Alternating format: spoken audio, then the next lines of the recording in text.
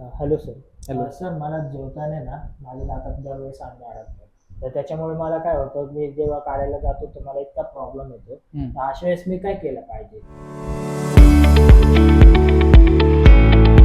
दातांमध्ये जेवताना अन्न अटकणं हा खूप कॉमन प्रश्न आहे. बरेचसे पेशंट मला विचारतात की यावर काय केलं पाहिजे. तर याच्यासाठी मुख्यतः डेंटल फ्लॉस म्हणजेच दात स्वच्छ करण्याचा धागा, असा दात स्वच्छ करण्याचा डेंटल फ्लॉस मेडिकलमध्ये मिळू शकतो. तर आपण या फ्लॉसनुसार आपण दाताची स्वच्छता केली पाहिजे.